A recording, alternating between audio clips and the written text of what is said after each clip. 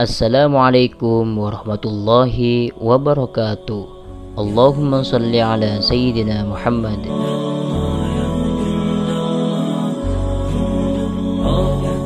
Ulama di Indonesia dan di seluruh dunia sangat diagungkan. Karena adanya ulama, kita bisa membedakan mana yang hak dan yang batil. Setiap kota bahkan desa pasti ada seorang ulamanya, karena mereka menjadi tiang penyanggah di tempat itu. Juga tidak luput di kota Pasuruan. Di sana ada seorang ulama yang sudah wafat, tapi makamnya pun tidak sepi dari peziarah. Sebelum kita mengenal sosok ini, ada baiknya kalian tekan tombol subscribe dan loncengnya agar kita semangat membagikan kisah-kisah lainnya dari Abu Nusaybah.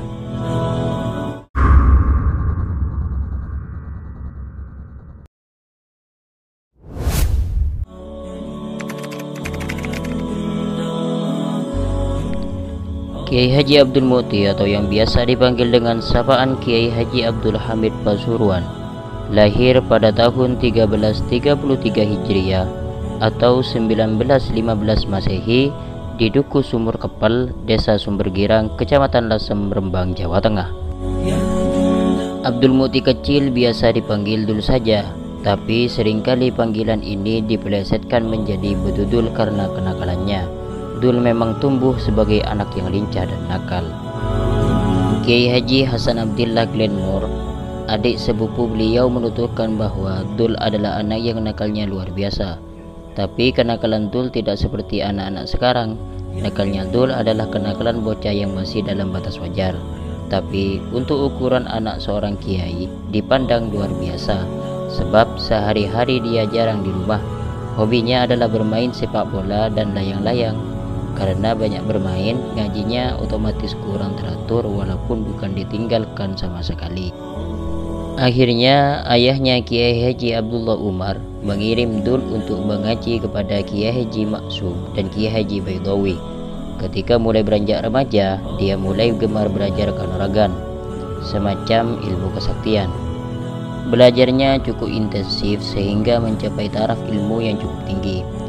Kiai Haji Zaki Ubed Pasuruan menuturkan bahwa Dul sampai bisa menangkap babi jadi-jadian. Meski begitu, sejak kecil ia sudah menunjukkan tanda-tanda bakal menjadi wali atau setidaknya orang besar.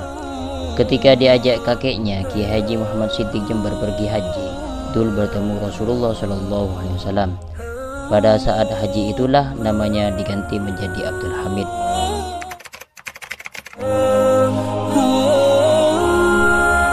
Pada usia sekitar 12-13 tahun, Abdul Hamid dikirim ayahandanya ke Pondok Kasingan, Rembang. Maksud ayahandanya untuk meredam kenakalannya. Di pondok tersebut, Hamid hanya mengenyam pendidikannya 1,5 tahun. Kemudian beliau pindah ke Pondok Tremas, Pacitan, pondok yang diasuh oleh Ki Haji Dimyati. Walaupun kegemarannya bermain sepak bola masih berlanjut, di pesantren ini beliau mulai mendapat gembelengan ilmu yang sebenarnya. Uang kiriman orang tua yang hanya cukup untuk dipakai makan nasi dewul tidak membuatnya patah arang.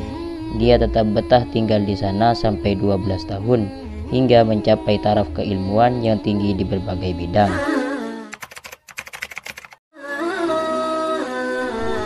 Setelah 12 tahun belajar di pondok pesantren Tremas, Hamid dipindang oleh komandannya Kiai Haji Ahmad Kusyairi untuk dikawinkan dengan putrinya Nyai Nafisah. Konon Kiai Ahmad pernah menerima pesan dari ayahandanya Kiai Haji Muhammad Siddiq supaya mengambil Hamid sebagai menantu, mengingat keistimewaan yang tampak pada pemuda tersebut.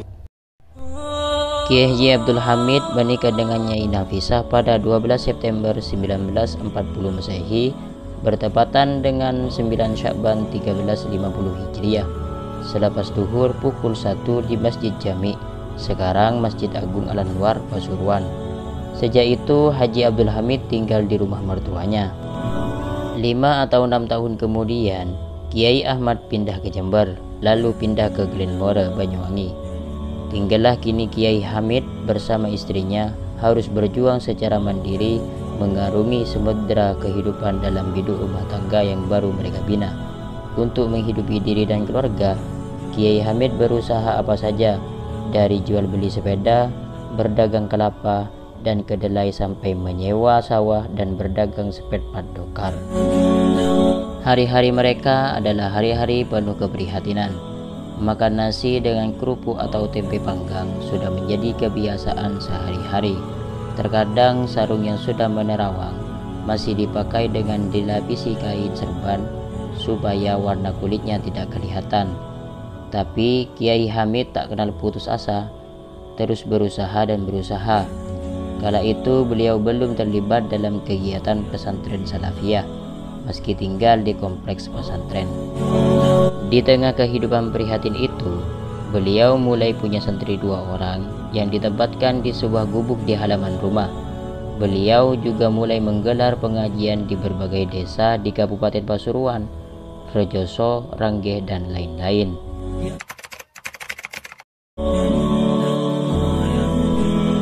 Sekitar tahun 1951 Masehi, sepeninggal Kiai Haji Abdullah Ibnu Yasin yang menjadi nadir atau pengasuh pondok pesantren Salafiyah, beliau dipercaya sebagai guru besar di pesantren tersebut. Sementara Kiai Haji Akib Yasin, adik Kiai Abdullah, yang menjadi nadir.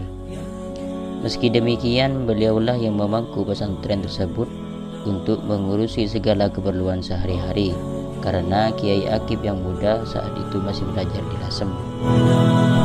Kiai Hamid benar-benar berangkat dari titik nol dalam membina pondok Salafiyah, sebab saat itu tidak ada santri. Para santri sebelumnya tidak tahan dengan disiplin tinggi yang diterapkan Kiai Abdullah. Walaupun tak ada promosi, satu demi satu santri mulai berdatangan.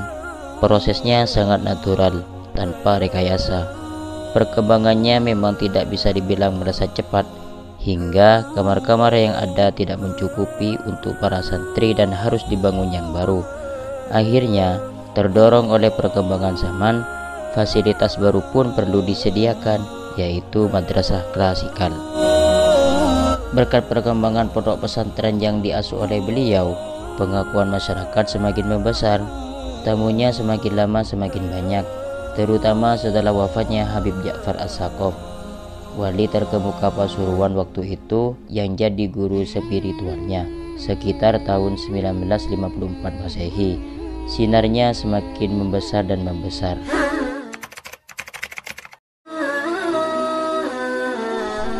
Kiai Hamid sama seperti para wali lainnya adalah tiang penyangga masyarakatnya, tidak hanya di Pasuruan tapi juga di tempat-tempat lain.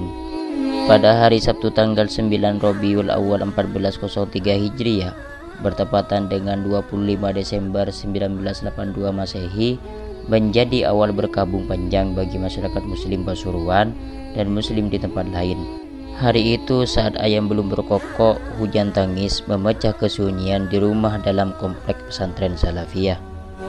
Setelah jatuh anfal beberapa hari sebelumnya dan sempat dirawat di Rumah Sakit Islam Surabaya karena penyakit jantung yang akut, beliau menghembuskan nafas terakhir. Inna lillahi wa inna ilaihi raji'un. Umat pun menangis.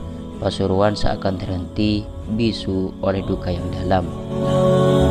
Puluhan bahkan ratusan ribu orang berduyun-duyun membanjiri Pasuruan, memenuhi relung-relung Masjid Agung Al-Anwar dan alun-alun kota, memadati gang-gang dan ruas-ruas jalan yang membentang di depannya. Mereka dalam gerak serentak di bawah komando seorang imam, Kiai Haji Ali Maksum Yogyakarta, mengangkat tangan Allahu Akbar 4 kali dalam sholat jenazah yang kolosal. Allahumma ufir lahu warhamhu. Ya Allah, ampunilah dosanya dan rahmatilah dia. Semoga dalam biografi ini kita mendapatkan manfaat dan barokahnya. Wassalamualaikum warahmatullahi wabarakatuh.